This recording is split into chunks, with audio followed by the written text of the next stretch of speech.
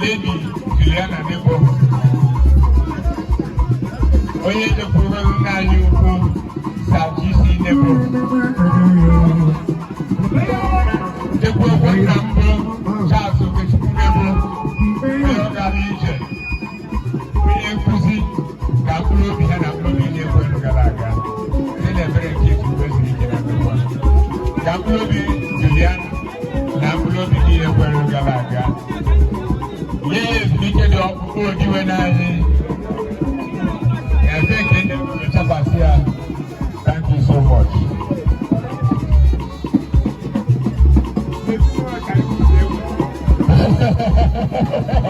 Wow! I'm not here because there's no one can you will say what I'm a first sister. One American never know. The best person never never.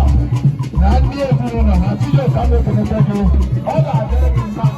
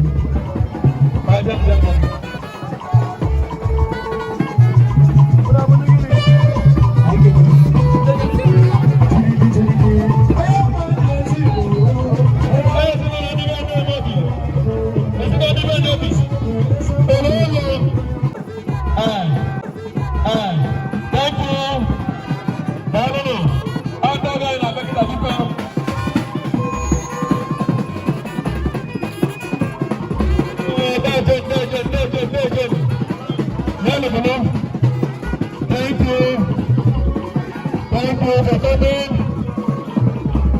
Thank you. Undecible manner. Alana. Have you time? Have you Maya? Have you ready? That is good. I see the third guy. Mexican, thank you, Lulu. Oh, Bango. Okay.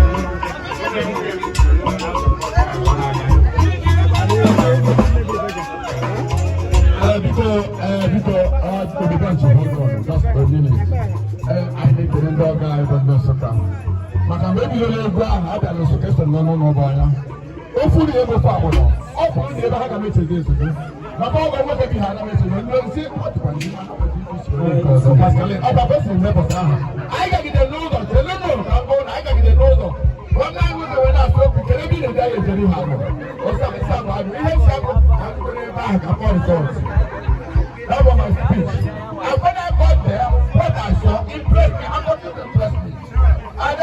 When I got there, I have nothing to regret about it. Don't feel your wake up. Silence in this cathedral.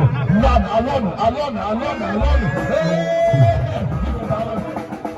I can remember how does she get a table? I said, no. You got one say, you got to look for where's my mother?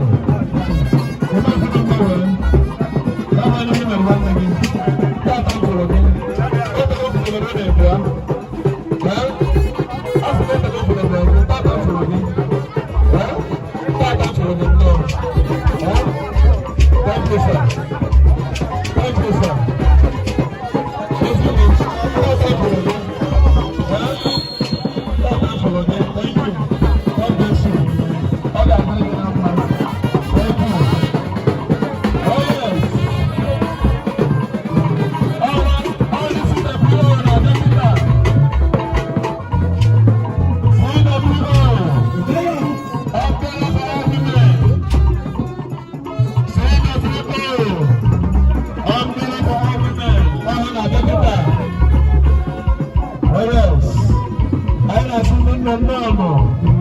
Thank you.